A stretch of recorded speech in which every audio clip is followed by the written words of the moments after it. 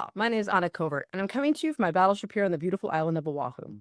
This week on the Covert Code, the topic is driving tech equity and inclusive innovation. And my special guest is Brenda Darden Wilkerson, President and CEO of AnitaB.org, public speaker, author, and Forbes tech contributor. Known as a trailblazer in innovative or inclusive technology, which is a very interesting topic, I'll say, Brenda has built a career that helps empower women in technology, from her early start in education to now helping run a global company, Anita.B.org, or Anita B. Let me just try this again. Let's start over. Regroup. Okay. One more time. I've never really heard of a tech inclusion. Yes. See that a couple of times. Tech inclusion, and you think I would, because I talk about that too, but that's a really interesting topic. Okay. Aloha, my name is Anna Covert, and I'm coming to you from my battleship here on the beautiful island of Oahu. This week on the Covert Code, the topic is driving tech equity and innovation. I'm sorry. So they just think, well, you're very special. Like, this is really like I was thinking for new words. I'm like, wow. Okay, let me put this a little higher so if I can scan it. Okay. Well, third time's a charm. Yes.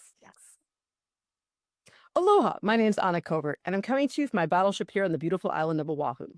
This week on the Covert Code, the topic is driving tech equity and exclusive innovation. And my special guest is Brenda Darden Wilkerson, President and CEO of AnitaB.org, public speaker, author, and Forbes tech contributor. A trailblazer in tech inclusion, Brenda has built a career that helps empower women in technology, starting with her early years in education and now spearheading and leading a global brand. She's passionate about advocacy, education, and helping underutilized or underserved markets gain access to critical technology. And she's here to share a very new, exciting project that she's working on. So thanks so much for being here today, Brenda. Thank you so much, Anna, for having me. And I'm so excited to talk to you today. And it's aloha. That's That's right. I've been out here for 20 years now, and now I'm a real local now. Not Hawaiian, Awesome. Pama'aina. Okay. So to get us started, I'm so excited to hear all about what you're doing. Give us a little background on your professional journey, how you got to where you are. You went through education early on, and now you're leading this big global important company. Tell us how it all happened. Yeah, it was nonlinear. Let me put it that way for all of our STEM friends. It was nonlinear. I actually was raised in a family of educators. My mom and dad were both educators, 4 kids. I'm number 3, very much a middle child. And they were all telling us what we were going to be. They needed a doctor, they needed a lawyer, they needed an accountant. And I don't know, that last child was sort of extra. So she kind of got to figure out what her life was going to be like. And I was supposed to be the doctor and was willing to do it. I love people. I love being in service of people. It made sense to me. So I was the little nerd that watched all of the surgeries on TV and all of that stuff while other kids were doing whatever kids did. And I was prepared to go to college and do pre-med, which I did.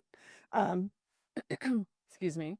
And so I started out as pre-med, but there was no such thing as a pre-med major at my college. So we had to pick a major that gave me my prereqs. And I picked biomedical engineering because those were my choices really at home: doctor, lawyer, engineer. So I was like, okay, let me prepare as an engineer to be a doctor. And it was just serendipitous that all engineers had to take 2 programming classes. It was my first exposure. And that's going to be really important to my story because as I said, I had these 2 educator parents. I had to be a good student. It was like, in order to live it in my house, right? You're clearly an underachiever. So it was like, you had to be. So I was a good student, but, based upon the way things were and still are, computer science was not in my school. There was this policy of who could and who couldn't. And they thought because of my neighborhood, there was no need for me to learn computer science. So when I all of a sudden was faced with having these programming classes, I was like one of the only women one of the only women of color. And all of the boys, because that's still the thing, had Right. had the background. They'd had the robots, the computers in their room, all of that stuff. And so now I persevered, obviously didn't become a doctor, decided I want to do that. And now all of a sudden there was like this crisis. What do I do with my life? All my life I thought, that was my pathway. And I thought, well, I had to struggle a little bit because it was new to me, but I kind of like those computers. Yeah. And so I changed and it impacted my life. It's been my whole career to be around technology, to be a computer scientist, and to work in that way. And so that was my start. That was why I started. It was accidental. And one of the reasons I share that is because many times, especially high achieving people, think that if you change your mind, there's something horrible has happened. You're supposed to know what you want and go after what you want, and you're not really supposed to wander. But my wanderings have brought me to this place that I believe make me uniquely qualified to be able to represent the people that are in our community. And so that was really Right. the beginning Yeah. of it. And right. And not just with business. I think also, I'm divorced. I'm happily divorced. And I think I remember when I first, it's been, I guess, 7 years, and we're close, we're friends, and we have one daughter we share, and we go on family vacations together and all that. But at the time, I remember people being like, you know, oh, I'm so sorry that you're getting divorced. And I'm like, well, no, why? But I think it's that same thing that Yeah. you feel like if you make a change, or if it's not what you had originally and thought it would be, that you failed. And that's not the case at all. Right. It's just things have changed. And so I really applaud that kind of thought. It's so true, and mentioning it in both cases, your cases and mine, I think is key because there's so many people who are laboring under some failure label Yeah. because they changed their mind. But really, what they've done is find the pathway and the types of things that they've gone through as they've wandered. I'm going to use that term, Yeah. make them uniquely qualified to do what they end up doing. Absolutely. And then how did you find yourself at anitaB.org? Well, I had done many of the things that tech women still do these days. I had gone into tech, had started my career, and there's a stat that I think is important to share. The average woman leaves tech at 35. Yes, it's about the time when they've worked really hard, they've gained a lot of knowledge, but they kind of hit a ceiling. Hmm. And many times they also want to start a family. And I know for me, and this is going to tell my age, I was wearing a beeper at the time, and I couldn't imagine wearing the beeper. And, we were pregnant with our first, um, taking care of that baby. And so I left and went into education. And in education was actually where I found my passion for becoming that bridge for people who wanted to get into tech but hadn't been able to. And I did that first at a community college level. And that was um, inspiring to see people sitting in my class who were 30, 40, 50 years old, who had wanted to get in tech but hadn't been able to. And one of the things that I learned there is I would hear them say things over and over like, oh, I'm not good at tech because I'm not good at math. Mr. Smith said, I'm not good at math. Miss Jones said, I'm not good at science. And it was impacting these 40-year-old Yeah. people, many of whom already had master's degrees in other things. Wasn't these people weren't, hadn't tried other things. They had been somehow blocked from trying to get into tech. Right. And from that experience, when there was an opportunity for me to go into K-12 education, I wanted to talk to Miss Smith and Mr. Jones, talk to them and say, stop doing that. Stop telling folks that what they're not good at. Yeah. And yeah, so that was the beginning of my inspiration to really support people who should be in tech, because I believe that people who should be in tech is anybody who wants to be. Well, we're And all in tech anyway, and I'm right there with you. I mean, like, and because I do a lot of speaking about digital fraud, and my book's about how to create marketing campaigns online. I've taken advantage of, and I'm just make a big statement about that too. That yeah, I'm tired of people saying, "Oh, I'm just not good at," and I like they almost giving themselves a pass, like yes, too much for me. Well, no, this is your business. This is we're all using computers. We have them. We're that's attached right. to a computer. And to say that you're not good at it is is not acceptable, right? Get get good at it because this is the world we live in. Exactly. And there are problems that only you can solve Right. because of your unique experiences. And that ultimately was what led me to start an initiative called Computer Science for All within Chicago Public Schools that I then spread out across the country and I actually help people in other countries do the same thing. And change education policy to make it so that students didn't go through what I went through, where they weren't allowed the introduction, just like they were introduced to English and math and science, they needed to have the introduction to technology, real technology, computer science as well. And so I was working there when this opportunity came along. And funny story, I was always telling the young kids, if you learn these skills, there's not going to be anything you can't do because it's really about creating. Yes. Um, and when this opportunity came along to take this job, um, I kind of didn't want to do it. I felt like I couldn't do it. I was guilty of what you just shared. I'm not good at that. How could I do that, right? But what I heard in my head was one young student say to me, "Mrs. Wilkerson, you told me that if I were to learn these skills, there'd be all these opportunities for me." And I knew from my own experience that that wasn't true. And so that's why I decided to come over to this side of the ecosystem Wow. to try to make a difference. Wow. That's really amazing. I got like chills just thinking about that. That was really touching. Thanks for sharing that. And then back to, school, what you did for the schools. And I think even today, I'm wondering what happened to that initiative. Is it still out there? Because I wonder if we're going backwards. I mean, and my child's, 11 and we're here in Hawaii. So it's a little bit different. And she was in Waldorf and then COVID happened so that they closed it and she went to public school and now she's going to start private school. She started this week at an all girls school, which is really wonderful. But, they didn't really have things that like I remember when I was growing up. And I thought it was interesting that, here you have to pick between Spanish and French or some language, but that computers aren't considered a language. Right. And I just what are your thoughts on it? I mean, has these initiatives continued? Are we thinking that they're being defunded with some of the shifts in education today? Well, there's some scary shifts in education too, Yeah.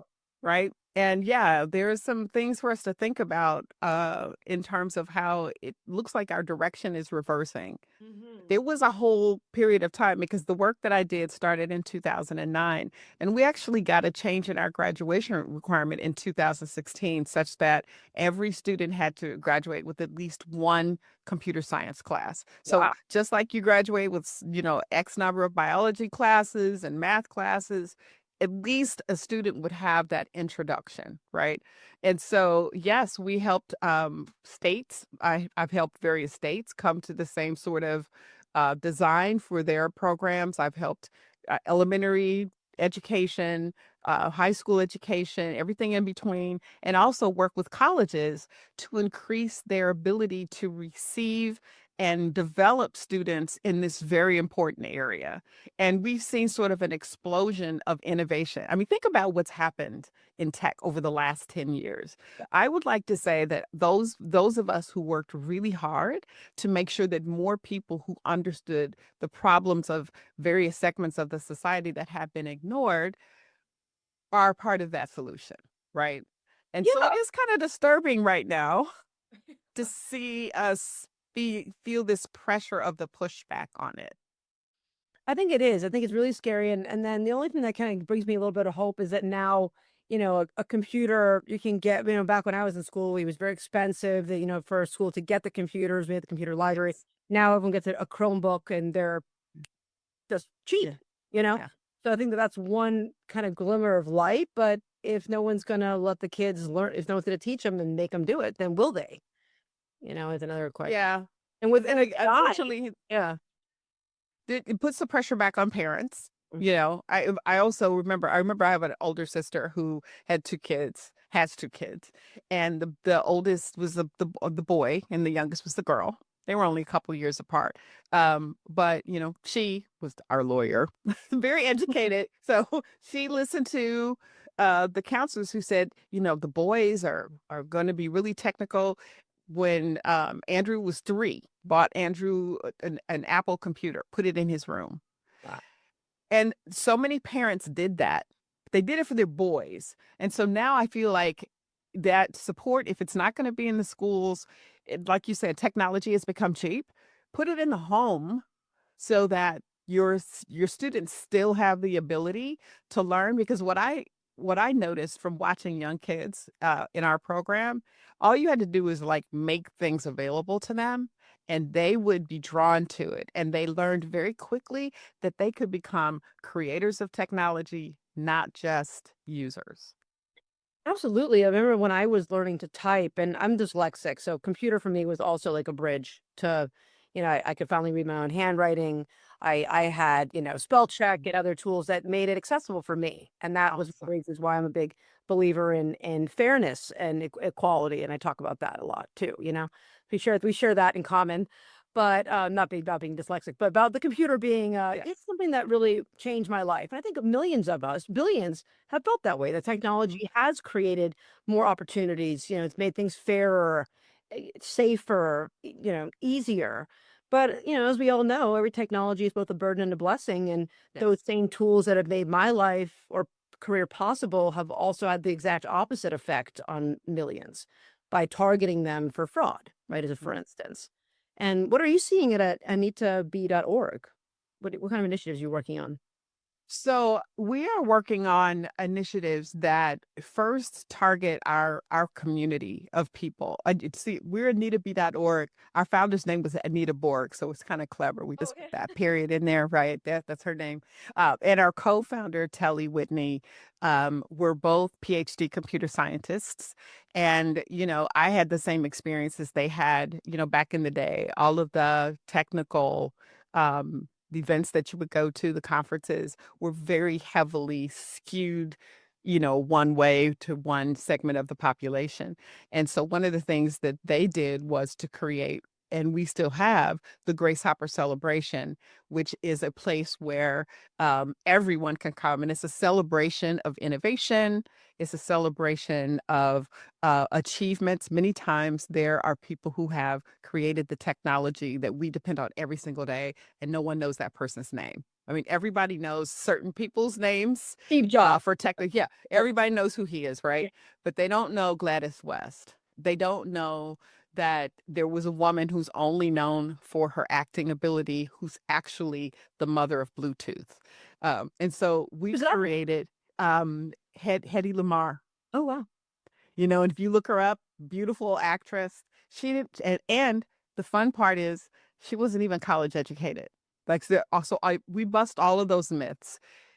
Everyone can do technology. Everyone can innovate. And so we create a space where we have opportunities for people to get together and meet and be in community and learn from each other, to have a second, third, or fourth career that includes technology. And of course, now with AI, there's like all of this new opportunity for just about anybody who can, and everyone should learn AI, to have it not only impact their current career, but create new careers from them that we know will be coming along. So that's one of the things that we do. And we believe that community is so very important. It's how, in a field where technology changes so rapidly, you need to be in community with others so that you can continuously be learning. Yeah. So we create that community, right? Otherwise, We create, it's so right, scary, right. it feels so isolating. I think a lot of people, I hear the total, one or the other kind of, there's nothing really in the middle of AI, like yes or no, right? Yeah. Well, love it, or they're like, they don't want anything to do with it, right? But we both know you have to be somewhere in the middle. And it really is something you want to talk about with others. And like, oh, well, I tried this prompt, or Right. and to feel like it's more, bring it more into the day-to-day kind of work, I Yeah. guess. It Yeah. happens for me, because of course I'm that nerd who knows how to program the computer. I mean, I came along at the time when we were dealing with the bits and the bytes. Wow. And so I know how to do things the hard way. And so it's been I almost had to, like, on purpose, teach myself how to do something that for many people I'm hearing feels like cheating.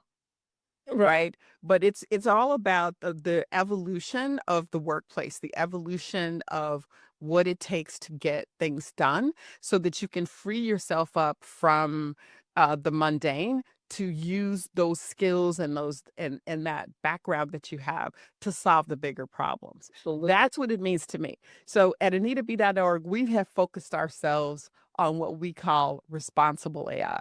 Because just as you said earlier, that's the very thing that can be a blessing on one hand, can also be used as a tool for not such a blessing, right? And so we're bringing together communities to have conversations about how can we actually create a Hippocratic oath around AI, Oh, wow. AI that doesn't harm, right? How can we develop it? How can we make it so it doesn't harm the planet, doesn't harm people? And we've been bringing those conversations together and we'll continue to do so. I really love that. I was actually just my last guest was an AI specialist, and there's just been so many things happening recent. But I don't know if you heard of that story that came out that said that, and I'm big into solar. It's one of the things I specialize in energy independence, and so I do a lot of marketing Love for it. solar.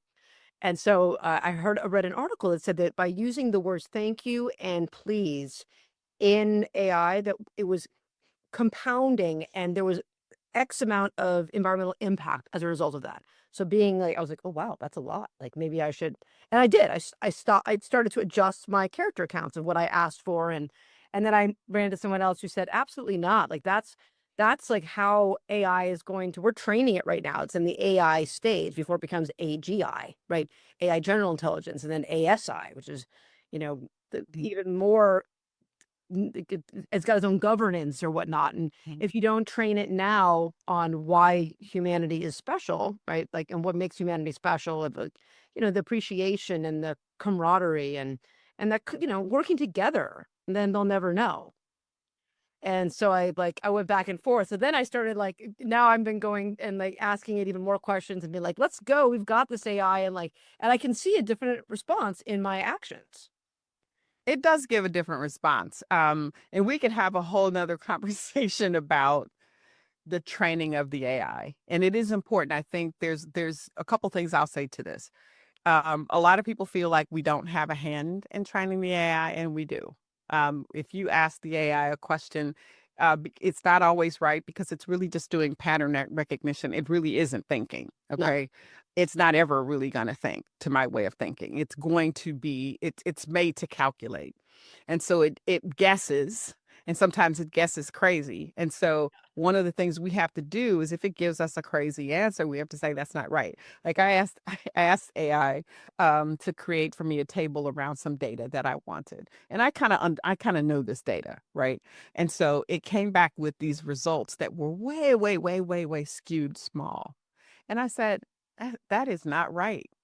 And you know what the AI said? You're You're right. absolutely right. It gave me a wholly different answer, Oh yeah, right? me too. So I'm confident I'll be like, "Well, what about this?" Like, I'll ask it, and it's like, yeah, You're the good thoughts on that." I'm like, "Did you double check this?" So yeah, and you're right, it's only a tool, it's a tool, but, it's a tool. Yeah. It's a tool, and sometimes, this is Brenda's opinion. Sometimes I think the whole concept, you do get different answers when you give it please and thank you. yeah. Um, but it's not a person. And we've seen issues where people get lost in conversations with various AI when they treat it like a person. And the people who've programmed the AI have taught it to basically tell you what you want to hear. Oh, wow. Right. And so, you know, what did my mother said, your friends tell you, your enemies tell others. I mean, I don't want an AI that's pandering to me because that's manipulative. That's my opinion. That's really interesting you say that. Yeah, and then I think on that note, it makes me think also about I keep hearing about all these developers getting fired, and oh, that we can write code, we can write everything with AI. And it's like, you know what? I want to just come out there and say that that is not the case. I mean, like I think you and I can agree on that, like that. You Sure, definitely can. it can initiate, it can make its own little plugin in its own little micro i- instance.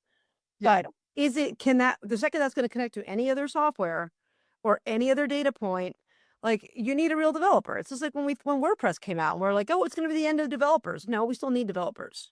What are your thoughts? Well, just let me offer an example. Yes. So, there are a lot of ways that I and everybody else are using AI that I think is wonderful and very helpful, that cuts down on time. It actually saves money, at least can get you started on a process. So let's say that you're going to buy a house. You can ask the AI, what are the steps that I need to go through? What are the things that I need to do to make sure that I'm ready to buy this house? So it can give you certain information. You say, well, can you create a contract for me? I want to buy that house. Can you create the offer or contract for me? So you can create the contract. But would you really want to use it just like that? Because I already said it told me something goofy about Hallucinate. something I It's did not understand. guy Right. hallucinations or something, It right? hallucinated terribly, so it could hallucinate part of that. So it gives you a starting point to take to a lawyer or take to a real estate person. You still need that person, this is my thought, Yes. that really understands that can check it. The same thing with the program. Okay, so let's say it starts you with some code. I mean, I would love to have had it back in the day when I was coding. Start it off for me, please.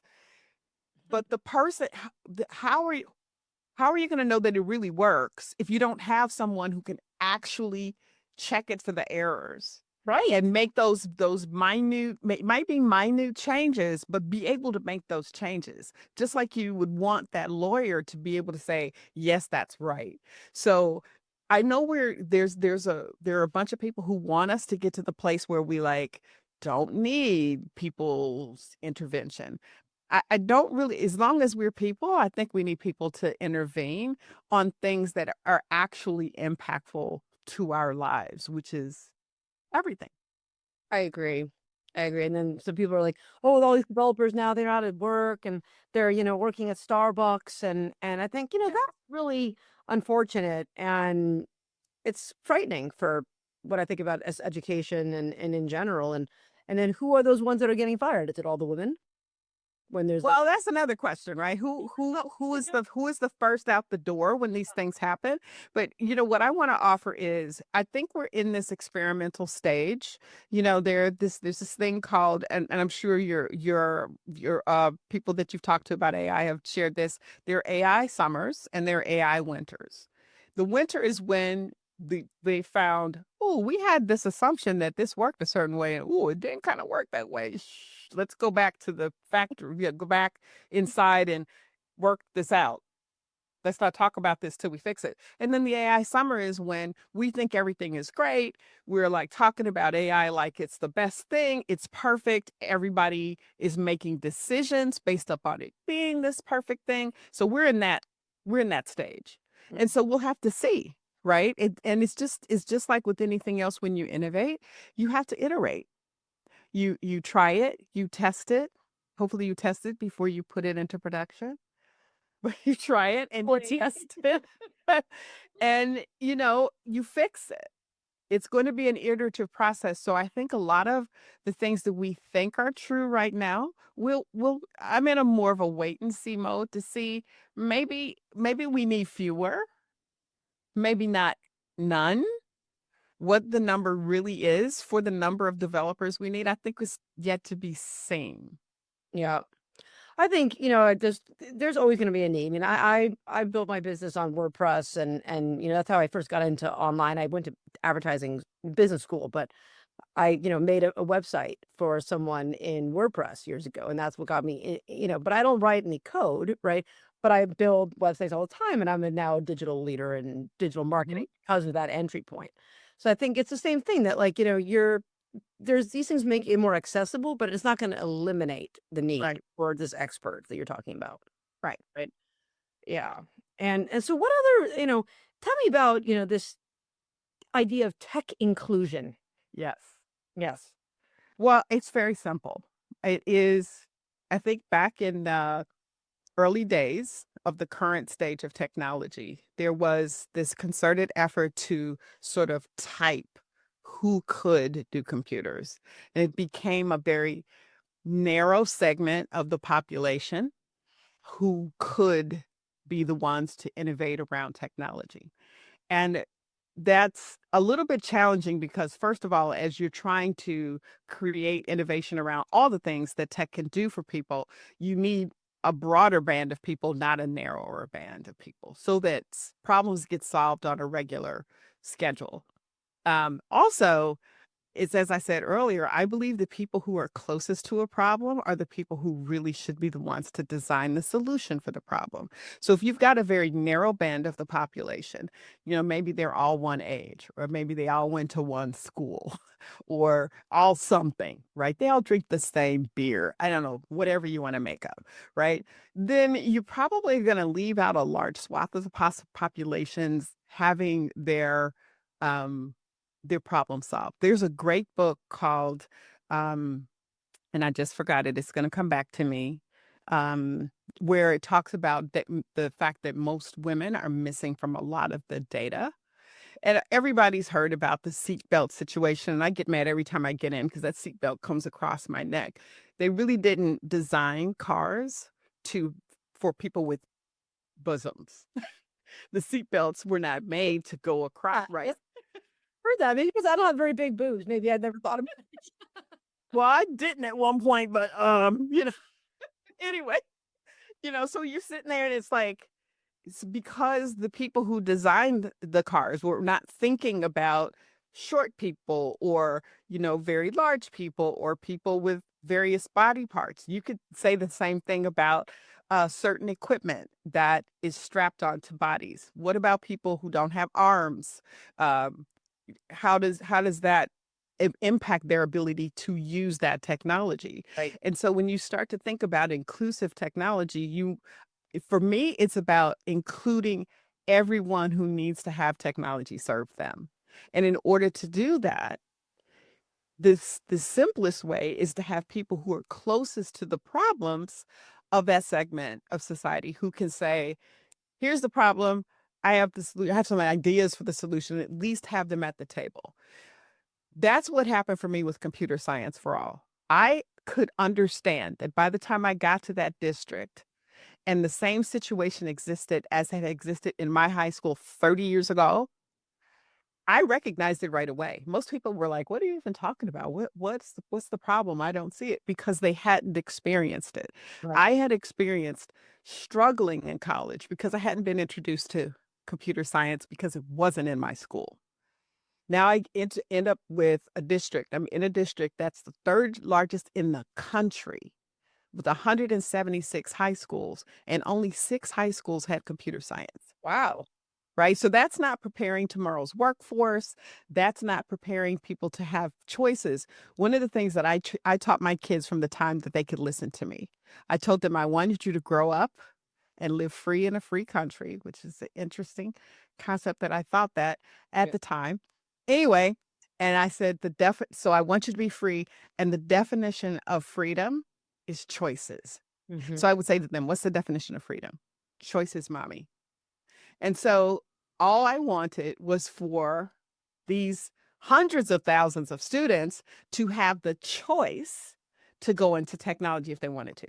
Wow. And people would say, well, they probably are not going to be programmers. And I was like, yeah, they're probably not going to be biologists either, but you make them take 4 years of biology. Right. We're probably not going to be chemists. To be a linguist, and I speak French and Spanish. Right. Right. I mean, I never even, Right. it just, it makes, I mean, and on that same thread, it makes me feel like I do some work with some credit counseling service here to run like a nonprofit, it's helping them out. And it was just shocking about the literacy of just anyone that was like not even really gender Uh, specific. They had no idea how to balance a checkbook. They right. didn't understand how interest rates were calculated. They knew nothing about taxes. And here you are, I'm thinking to myself, why is this not something that is taught in school? Exactly. This is basic knowledge that people need. Exactly. Yeah, Exactly. To be a citizen. right. Right? To be a citizen, and I'm not against chemistry or biology or language, none of that. That makes a good citizen. Those are ingredients, that type of knowledge to help people be part of society. But so does their need to understand their finances. Yep. Think about how many people wouldn't be in debt today or maybe not defaulted if Well, not someone even had children, taught them. though. I mean, like, it's a big Right. house suicide in children is when they Right. go to college to get a credit card. I mean, he was shocked when I heard of it, and then they think it's insurmountable debt, and they're so just embarrassed that Right. I mean, it's just Right. And they just needed the knowledge. They just needed And I could tell you it doesn't take a lot. I could tell when we went from no technology education to a little bit of technology education, not only did their math scores go up, which is what everybody cares about, their Right. literacy scores went up, which everybody cares about. Because they thought, well, what did the two have to do with each other? They're very intertwined. Right. So we're impacting them in many, many positive ways. We also are teaching them something that is key to our lives. There isn't anything that isn't touched by technology. When you sit at the stoplight, that stoplight is controlled by some technology. When you turn the water on your faucet, it's controlled by technology. Everyone needs to understand it and be able to be confident enough to purchase it for themselves, purchase it for their company, make decisions about how to use it.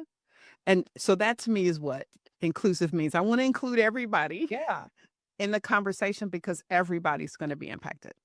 And since you guys are doing global work, what are we looking at here in terms of, underdeveloped countries? And I mean, I know that I was reading a study which is so amazing about people about how just having a cell phone you could, change people's hearing.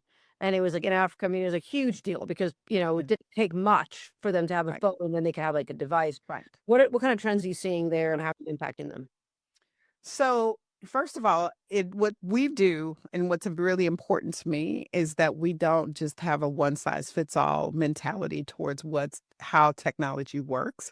Even geographically here in this country, there are things that have their needs that are different in rural areas than in urban areas. There are things that are different, say in the Bay Area in New York, where there's a big concentration of tech, than probably in Hawaii, though I've got some buds at the University of Hawaii, which I'm hoping they invite me over soon and maybe you and I can hang out. But anyway, um, so we are very sensitive to regional needs. So when we think about the world, like for instance, we have a large community in India.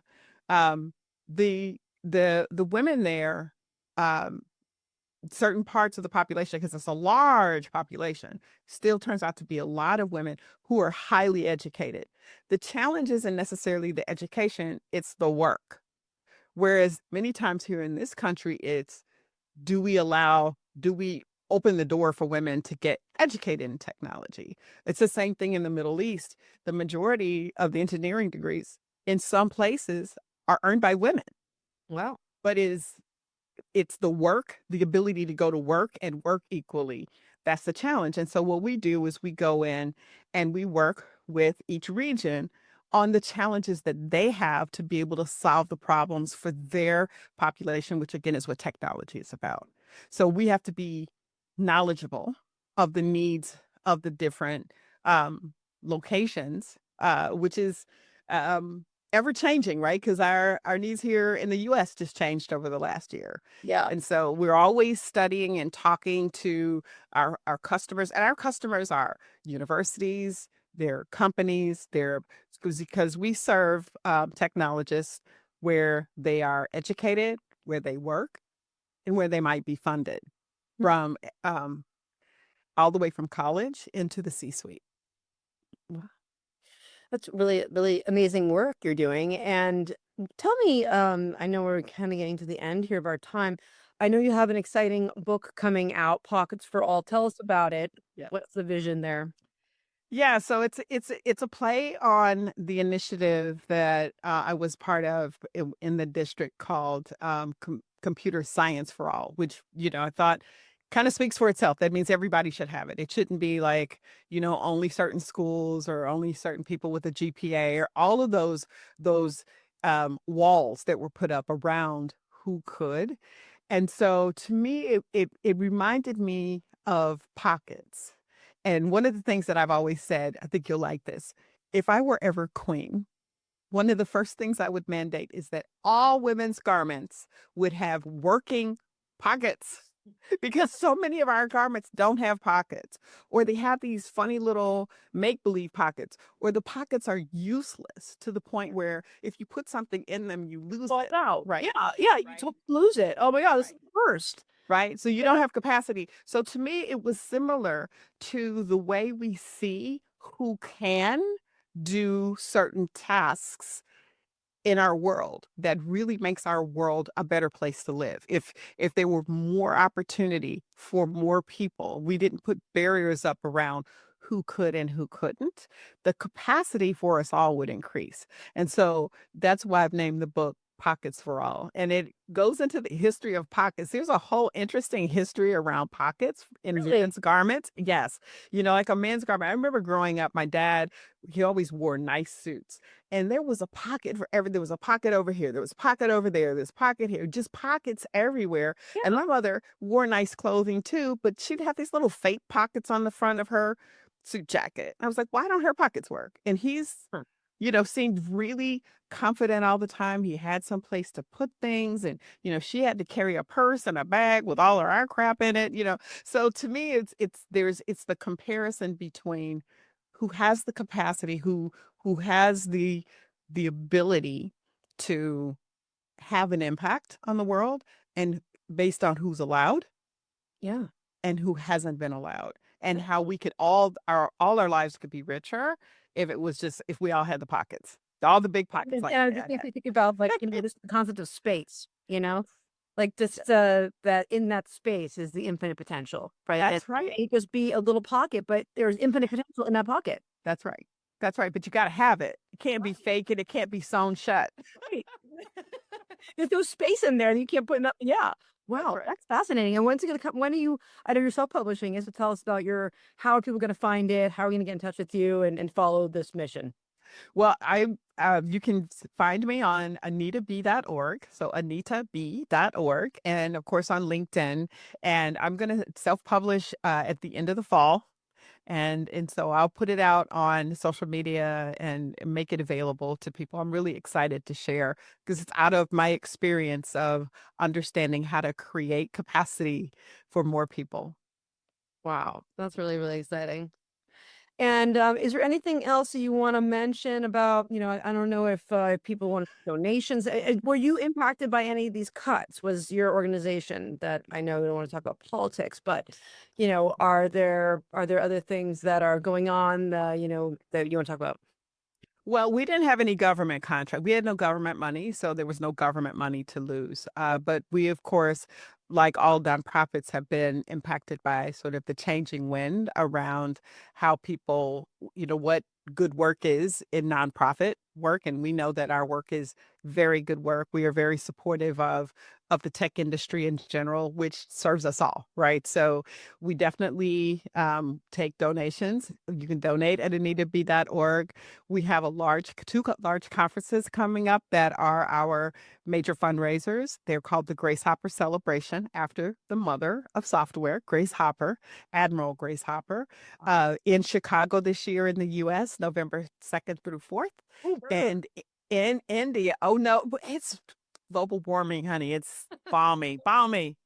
Okay, I remember being in the Chicago ones, and it was so cold. It was Oh yeah. wind was like blowing. I was like, wow, this is what they call the windy state. Like I Oh, know. it was, yeah. I came in when I was in Chicago because I went to university there. And the first winter, it went below zero and stayed for 6 weeks. So you're right, but it doesn't do that anymore. So don't be afraid, y'all. Come on over, visit us. And then the second conference is in India, and it's in Bangalore. And it will be November 2nd through the 4th. And so we'd love to see you there. And we'd love to hear from you. I also have a podcast, and Anna, I can't wait for you to come and visit me on my podcast. It's called Be the Way Forward, the letter B and the way forward. And so we'd love to get to know you. Please reach out. Wow, that was wonderful. Thanks so much for being here. And to all my listeners, please join me next week as I interview another industry expert and a topic to help you succeed on and offline. Thanks so much for subscribing. We're almost at our goal for this quarter of 30,000 subscribers on YouTube. So keep liking the streams, whatever you're listening to, Spotify, Apple, iHeart. Really appreciate your support, and I'll see you in the pixels. Aloha. Aloha.